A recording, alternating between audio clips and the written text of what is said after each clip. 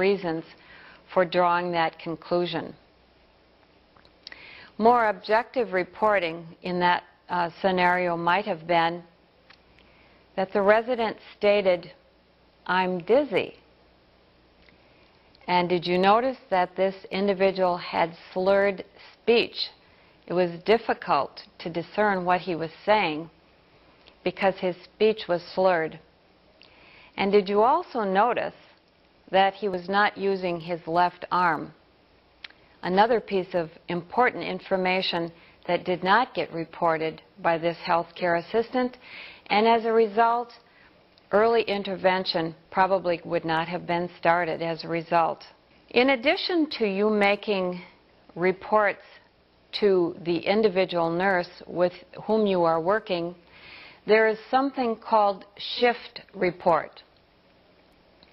Healthcare facilities, all that I'm familiar with, begin with the report at the beginning of the shift. Shifts typically run from 7 to about 3 p.m.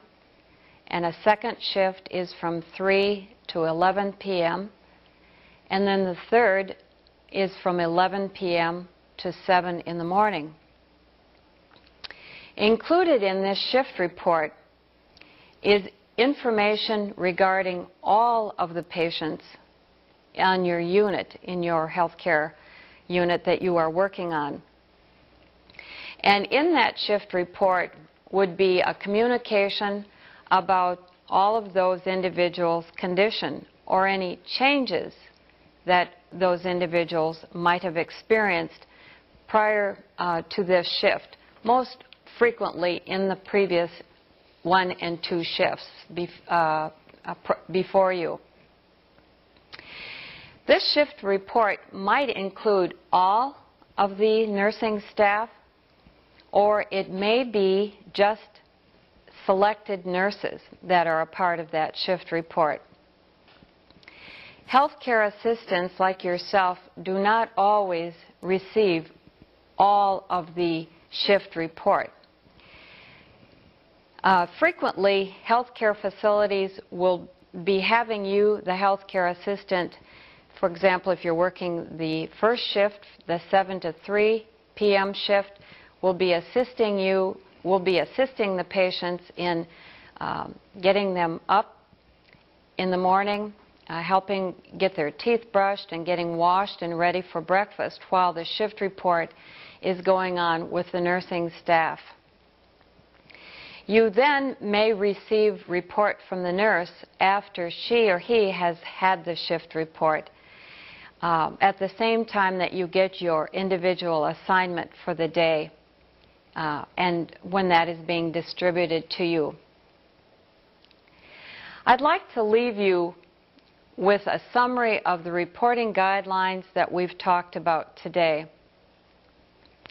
The first reporting guideline is make sure that you do report your observations that you make in a patient's condition. Report them in a timely fashion. Be certain that you are reporting them as they occur. Report to the nurse in charge of your assigned patients.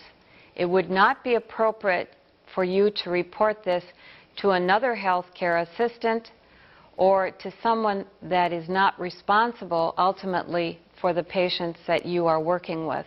When you report to the nurse, be sure to use the patient's full name and room and bed number to be certain that the information is accurate and is received by the nurse about the patient that you are wanting to be certain that it is reported from.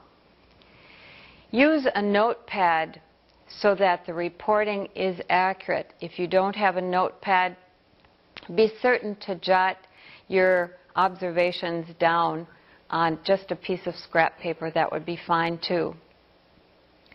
Report only factual information.